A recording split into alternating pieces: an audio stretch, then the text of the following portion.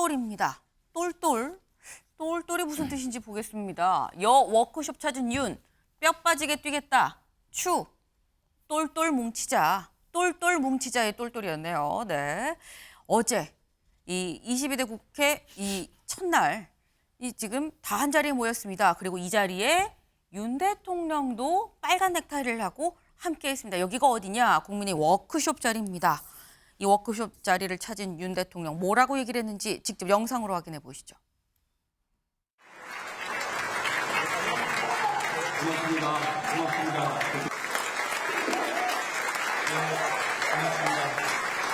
여러분들과 선거와 또 여러 가지 국정 현안에서 한 몸이 돼서 그동안 싸워왔기 때문에 여러분들이 이렇게 오늘 뵈니까 제가 그냥 기분이 좋습니다. 그냥 이제 지나간 거 다 잊어버리고 우리가 한 몸이 돼서 국가의 미래를 위해서 이 나라를 발전시키는 그런 당이 되고 저도 여러분과 한 몸으로 뼈가 빠지게 뛰겠습니다. 오늘 저녁은 아까 맥주도 놓지 않아야 된다고 하셨는데 제가 테이블마다 다니면서 여러분들에게 맥주로 축하주 한 잔씩 다 드리겠습니다. 네. 지금 윤 대통령, 내가 여러분을 만나니까 그냥 기분이 좋다라고 얘기를 합니다. 그러면서 어퍼컷도 했어요. 이 트레이드 마크죠. 어퍼컷도 하고 상당히 뭔가 사실 총선 참패 뒤에 윤석열 대표님 네. 용산이랑 여의도 사이의 거리가 좀 멀다라는 얘기가 있었는데 저 모습을 보면 좀 좁혀진 건가라는 생각도 들고요. 어제 분위기 어떻게 보셨습니까? 저는 대통령은 굉장히 기분이 좋다고 그랬는데 그걸 지켜보는 저는 기분이 별로 안 좋았습니다. 네. 선거 왜요? 때 조금 더 잘했으면은 네. 과반수 이상 해서 정말 기분 좋은 자리를 했는데 참패했잖아요. 108석 겨우 건져가지고 저렇게 큰 소리 쳐도 되는가 이런 생각이 들어요. 그래서 대통령이 뼈 빠지게 뛰겠다. 저는 그 말씀은 좋게 받아들이고 싶어요. 하지만 지금은 뼈 빠지게 뛰는 게 아니라 네. 생각하면서 뛰겠다. 좀 이런 것 좀 했으면 좋겠어요. 그리고 원내대표도 그랬잖아요. 추경호 똘똘 뭉치자.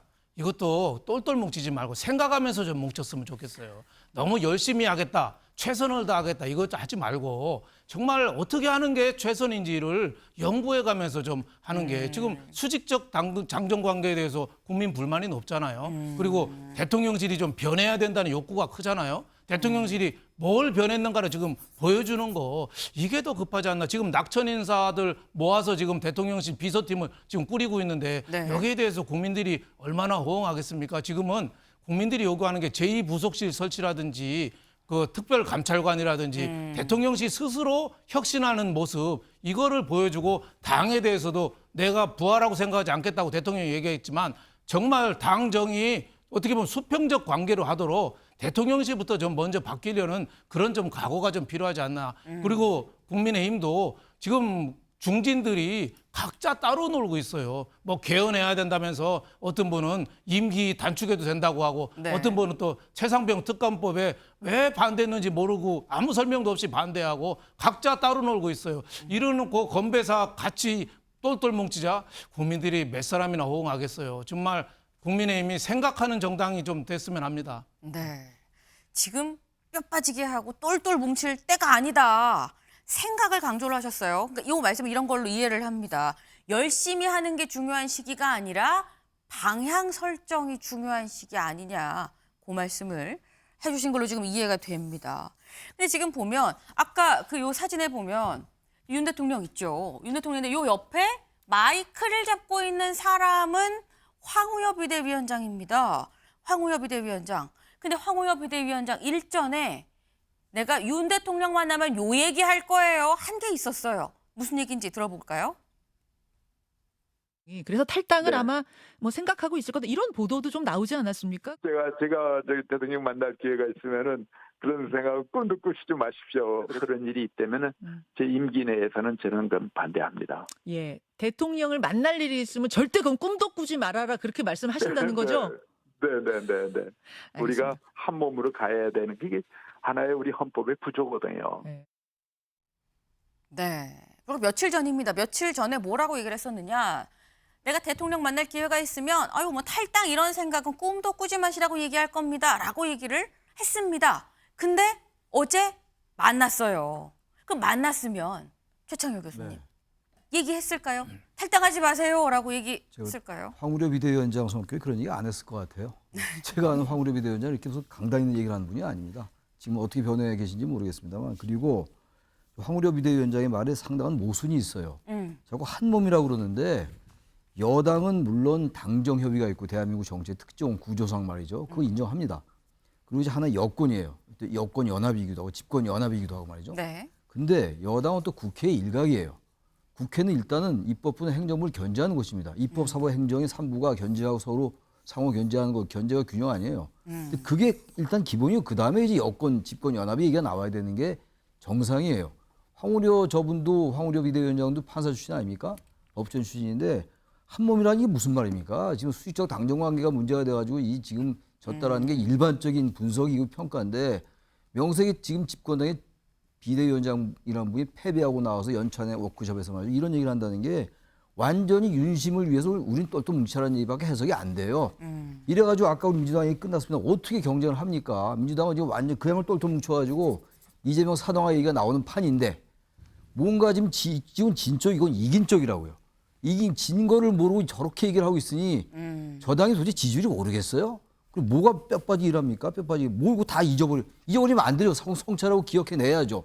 불과 2달 전 얘기도 안 되는 건데 뭐가 다 잊어버리라고 그래요? 난 이 당 도저히 이해가 안 가는 정당이에요. 네. 제가 이런 얘기 안 할 수가 없습니다. 저 개인, 물론 이것도 개인 생각.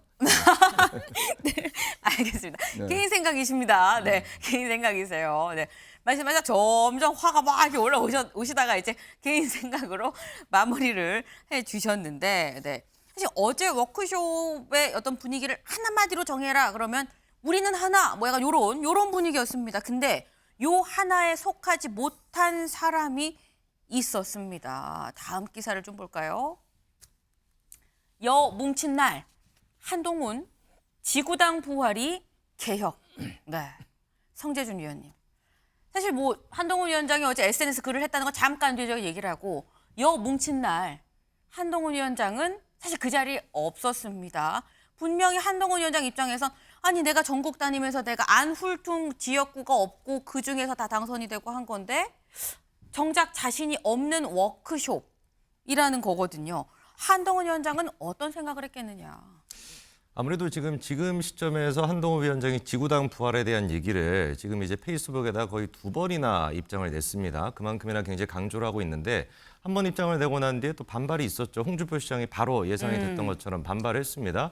홍 시장님 같은 경우는 물론 한동훈 위원장이 밥 먹었다. 이것도 뭐 비판하실 정도의 뭐 의지가 있으시다 보니까 모든 걸 다 비판하신다라고 해도 뭐 여러 또 사람들의 의견이 있었죠. 근데 그 이후에도 다시 한번 지구당에 대해서 강조했다라는 건 분명히 좀 의미가 있어 보이는데 지금까지 한동훈 위원장이 2번 정도 정책을 낸 것 같아요. 하나 같은 경우는 지난번에 KC 미인증에 대한 해외 직구 문제에 대해서 한번 얘기를 했고 그거는 민생과 관련된 문제라고 볼 수 있을 것 같습니다. 그다음에 이거 같은 경우는 정치 현안과 관련된 문제이죠. 왜 이 얘기를 지금 타이밍에 했을까?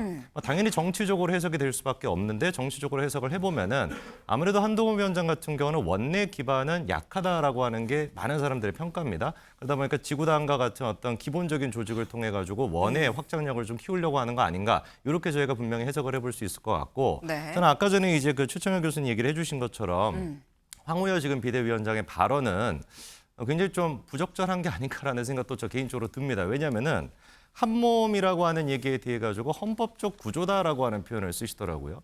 근데 어떻게 당과 어떤 대통령실이 한 몸이 된다라는 게 헌법적 구조일 수 있는지 저는 좀 의아하다는 생각이 좀 들고요. 그리고 이번에 당대표 지금 전당대회를 앞두고 있는 상태에서 황우여 또 위원장이 얘기했던 게 하이브리드 정책을 하겠다 또 이렇게 얘기를 하세요. 저는 살다가 무슨 뭐 하이브리드라고 하는 얘기를 자동차한테는 들어봤는데 당대표 할 때는 처음 들어봤거든요. 뭐 하이브리드를 하겠다라는 그 목적이 도대체 뭐냐라고 했었을 때 다양한 의사가 있는 사람들의 후보가 나와야지 흥미가 생길 수 있다라고 하시는데 아니 그러면 앞에 얘기하셨던 한 몸이 된다라는 거는 또 안 맞는 얘기 아닙니까? 이러다 보니까 제가 봤을 땐 지금 시기에 너무 좀 전당대회를 앞두고 여러 이제 좀 중진급에 있는 의원들이 정치적으로 자꾸 이렇게 얘기가 나오는 것 같은데 국민의 어떤 상식과 어떤 그 눈높이에 맞는 그렇게 이제 좀 입장이 필요하지 않나 싶습니다. 네, 지금 황우여 위원장까지 또 같이 좀 지적을 해주셨는데 한동훈 위원장이 이렇게 지금 글을 올렸어요. SNS에 지구당 부활 얘기를 썼습니다. 뭐라고 했냐 같이 볼까요? 네. 차떼기 만연한 20년 전에는 지구당 폐지가 정치개혁이었고 지금은 지구당을 부활하는 게 정치개혁이다라고 얘기를 했습니다. 지구당 부활이 정치개혁이다. 요 얘기를 누가 했느냐? 홍준표 시장이 했거든요. 그 얘기 들어보고 올까요? 지구당 부활 얘기가 나오는데 좀 어떻게 보시는지. 그건 정치개혁이 아닙니다. 부패정치 타파의 일환으로 한 건데 그거는 지금 전당대회 앞두고 원외위원장 표심만으로 하는 건 옳지 않습니다. 네, 지구당 부활은 정치개혁에 반하는 거다라고 얘기를 했죠. 요 얘기가 나오고 바로 20년 전에는 그랬는데 지금은 부활이 정치개혁이다라고 얘기를 했습니다. 그동안 홍준표 시장이 계속 한동훈 위원장에 대해서 얘기하는 어떤 비판적인 얘기에 사실상 처음으로 응대한 것 아니냐라는 얘기가 나오는 이유입니다. 네, 한동훈 위원장 곧 수면 위로 올라올 것 같다라는 생각이 드네요. 저희가 준비한 소식 오늘 여기까지입니다. 오늘도 좋은 하루 보내세요.